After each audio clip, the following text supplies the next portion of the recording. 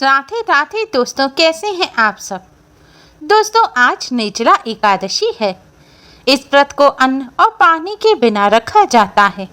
उपवास के कठोर नियमों के कारण सभी एकादशी व्रतों में निर्जला एकादशी व्रत सबसे कठिन होता है। निर्जला एकादशी का व्रत ज्येष्ठ मास के शुक्ल पक्ष की एकादशी के दिन किया जाता है। अंग्रेजी कैलेंडर के अनुसार निर्जला एकादशी का व्रत मई अथवा जून के महीने में होता है। निर्जला एकादशी का एक वृतांत महाभारत में पांडवों के भाई भीम से जुड़ा है, जिस कारण इसे भीमसेनी एकादशी के नाम से भी जाना जाता है। दोस्तों, शास्त्रों में बताया गया है कि सही विधि से निर्जला एकादशी का व्रत करने से सभी एकादशी के व्रत के बराबर पुण्य फल प्राप्त हो जाता है। दोस्तों, निर्जला एकादशी व्रत का पूर्ण फल प्राप्त करने के लिए एकादशी व्रत का पारण भी शुभ मुहूर्त और सही विधि में करना अति आवश्यक है।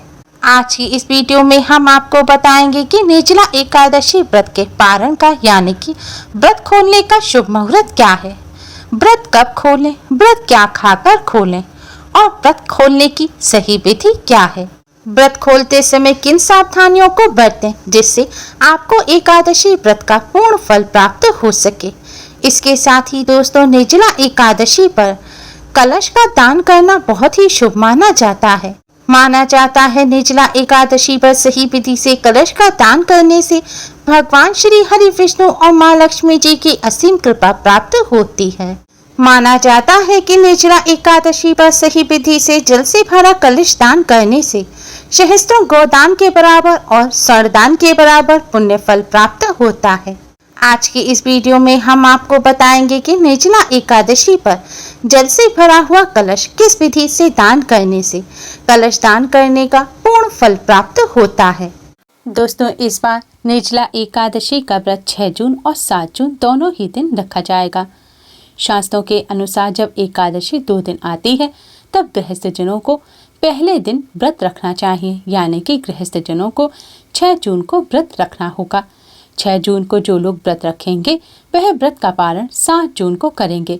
7 जून को व्रत पारण करने का शुभ मुहूर्त 7 जून की दोपहर 1:44 से दोपहर 4:31 तक रहेगा और हरिवासर इस दिन सुबह 11:25 पर समाप्त हो जाएगा।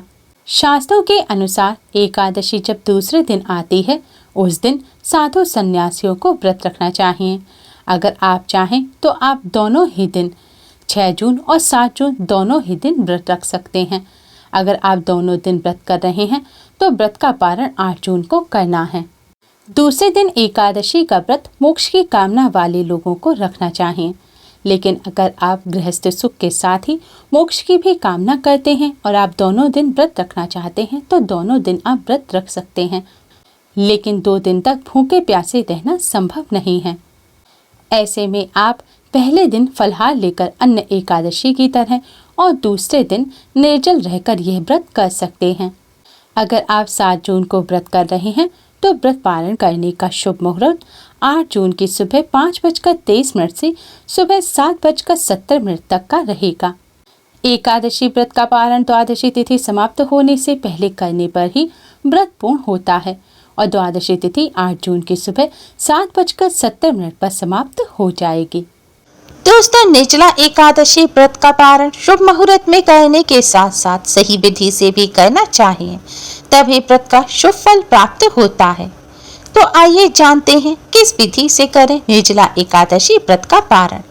पारण करने के लिए सुबह सूर्योदय से पहले उठकर स्नान आदि करके स्वच्छ वस्त्र धारण करें।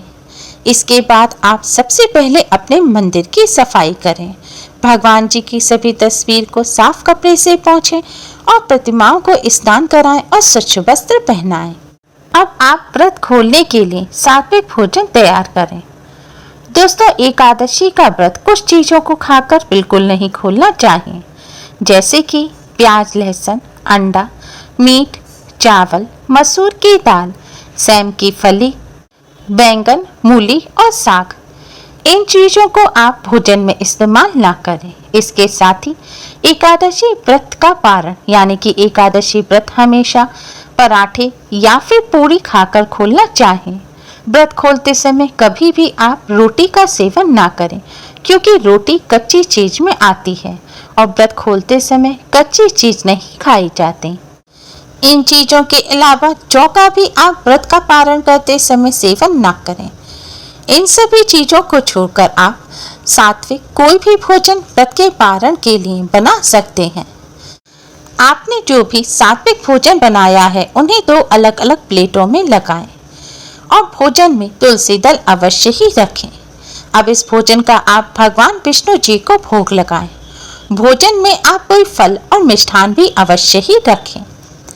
भोजन के साथ साथ भगवान विष्णु जी को जल का भोग भी अवश्य लगाएं और जल में भी तुलसी दल डालें। भोजन के अलावा भगवान विष्णु जी को आटे की पंजीरी का और पंचामृत का भोग अवश्य ही लगाएं। पंचामृत दूध, दही, घी, शहद और शक्कर को मिलाकर बनाएं। इसके अलावा आप आज के दिन भगवान विष्णु, माँ लक्ष्मी जी को मखाने की खीर का भी भोग लगा सकते हैं। और ध्यान रखें, भगवान जी को जो भी भोग लगाएं उसमें तुलसी दल अवश्य ही डालें। भगवान विष्णु जी को भोग लगाने से पहले एक शुद्ध घी का दिया जलाएं और एक सुगंधित धूपबत्ती जलाएं। इसके बाद भगवान जी को पुष्प अर्पित करें। फिर आप भगवान जी को भोग लगाएं। भगवान विष्णु जी को हल्दी से तिलक करें और माँ लक्ष्मी जी को कुमकुम से तिलक करें। भगवान जी के तिलक करने के बाद आप अपने मस्तक पर भी हल्दी कुमकुम से तिलक करें। फिर भगवान विष्णु जी के महामंत्र ओम नमो भगवते वासुदेवाय का 108 बार जाप करें। इसके बाद भगवान जी की आरती करें। आरती करने के बाद आप भगवान जी से हाथ जोड़कर व्रत और पूजा को स्वीकार करने की प्रार्थना करें। पूजन पूर्ण होने के बाद आपने भगवान जी को जो 2 थाल में भोग लगाया है उसमें से एक थाल का भोजन आप किसी ब्राह्मण को कराएं और ब्राह्मण को भोजन कराने के बाद उनके पैर छुएं और उन्हें दक्षिणा अवश्य ही दें। अगर ब्राह्मण को भोजन नहीं करा सकते तो आप इस थाल का भोजन गाय माता को खिला दें। गौ माता को भोजन कराने के बाद आपने भगवान जी को जो भोग लगाया है उस भोजन को ग्रहण करके अपने व्रत को खोलें। व्रत खोलने के लिए पूर्व दिशा की तरफ मुख करके जमीन पर आसन बिछाकर बैठ जाएं। इसके बाद भगवान जी को आपने जो जल अर्पित किया था उस जल को पीकर आप अपने व्रत को खोलें और जल में जो तुलसी दल है उन्हें भी आप ग्रहण करें। जल पीने के बाद आपने अगर भगवान जी को खीर या पंजीरी और पंचामृत का भोग लगाया है तो आप उसे ग्रहण करके व्रत को खोलें। दोस्तों, व्रत को खोलते समय आप किसी से बात ना करें और मन ही मन भगवान विष्णु जी के महामंत्र ओम नमो भगवते वासुदेवाय का जाप करते रहें। और ध्यान रखें, आप व्रत द्वादशी तिथि समाप्त होने से पहले अवश्य ही खोल लें। इस विधि से व्रत खोलने से आपको व्रत और पूजा का पूर्ण फल प्राप्त होगा। दोस्तों, निर्जला एकादशी पर व्रत पूजा के साथ साथ दान का विशेष महत्व होता है। दान की वस्तुओं में गर्मी से राहत दिलाने वाली वस्तुओं का दान करना सबसे ज्यादा शुभ माना जाता है। आप इन वस्तुओं का किसी जरूरतमंद व्यक्ति को या ब्राह्मण को दान कर सकते हैं। निर्जला एकादशी पर कलश, फल, शक्कर, अनाज, वस्त्र, जूता, छतरी, पंखा, खरबूज, तरबूज आदि चीजों का दान करना बहुत ही शुभ माना जाता है। निर्जला एकादशी पर इन सभी चीजों में से शुद्ध पानी से भरा घड़ा दान करना यानी कि कलश के दान करने का विशेष महत्व होता है। हर व्यक्ति को निर्जला एकादशी पर कलश दान अवश्य ही करना चाहिए। माना जाता है कि निर्जला एकादशी पर अगर सही विधि से कलश का दान किया जाए तो व्यक्ति के सभी प्रकार के कष्ट दूर हो जाते हैं, धन संबंधी सभी समस्याएं दूर हो जाती हैं, परिवार में खुशियां आती हैं, बीमारी हो तो वह भी दूर हो जाती है। इसके साथ ही सभी प्रकार के कलेश और परेशानियों से मुक्ति मिलती है। तो आइए दोस्तों, अब हम आपको बताते हैं कि निर्जला एकादशी पर कलश दान करने की सही विधि क्या है।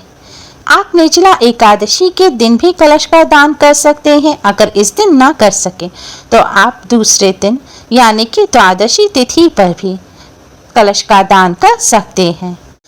कलश का दान करने के लिए वैसे तो सामर्थ्य के अनुसार सोने, चांदी, पीतल, तांबा आदि चीजों का कलश ले सकते हैं, लेकिन निर्जला एकादशी पर सबसे ज्यादा शुभ होता है मिट्टी के कलश का दान करना, और यह आसानी से मिल भी जाता है।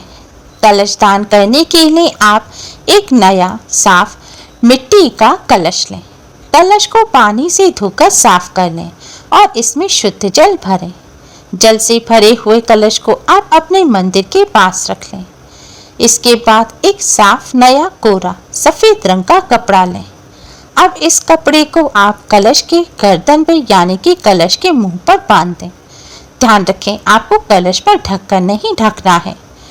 कलश पर कपड़ा बांधने के बाद अब आप कलश पर बंधे कपड़े के ऊपर थोड़ी सी चीनी रख दें। चीनी रखने के पश्चात अब आप कलश पर कुमकुम से एक स्वास्तिक का चिन्ह बनाएं। इसके बाद आप कलश पर तिलक करें। तिलक करने के पश्चात भगवान जी के सामने एक शुद्ध घी का दिया जलाएं और एक सुगंधित धूपबत्ती जलाएं। अब आप भगवान विष्णु जी के महामंत्र ओम नमो भगवते वासुदेवाय का 108 बार जाप करें। फिर भगवान विष्णु जी की आरती करें। आरती करने के पश्चात अब आप भगवान विष्णु जी से अपने सभी कष्टों को दूर करने की प्रार्थना करें। फिर आपने कलश के ऊपर जो चीनी रखी है उस चीनी को आप कलश के ढक्कन में रख दें और कलश और ढक्कन को आप किसी ब्राह्मण को दान करें। अगर ब्राह्मण ना हो तो आप किसी जरूरतमंद व्यक्ति को भी इस कलश का दान कर सकते हैं। शास्त्रों में बताया गया है कि निर्जला एकादशी के दिन इस विधि से कलश का दान करने से सभी एकादशियों के पुण्य फल प्राप्त होते हैं। इसके साथ ही स्वर्ण दान के बराबर पुण्य फल प्राप्त होता है। इस तरह कलश का दान करने से भगवान विष्णु जी की कृपा से सभी प्रकार के कष्टों से छुटकारा मिल जाता है और आर्थिक पारिवारिक समस्त कष्ट दूर हो जाते हैं और घर में सुख समृद्धि बनी रहती है, सुख और यश की प्राप्ति होती है। उम्मीद है आपको हमारी ये वीडियो पसंद आई होगी। प्लीज लाइक करें। हमारी इस वीडियो को अपने फ्रेंड्स और रिश्तेदारों में ज़्यादा से ज़्यादा शेयर करें जिससे वह भी इसका लाभ उठा सकें। हमारी और भी वीडियोस के लिए हमारे चैनल को सब्सक्राइब करना ना भूलें। Thanks for watching. Radhe Radhe.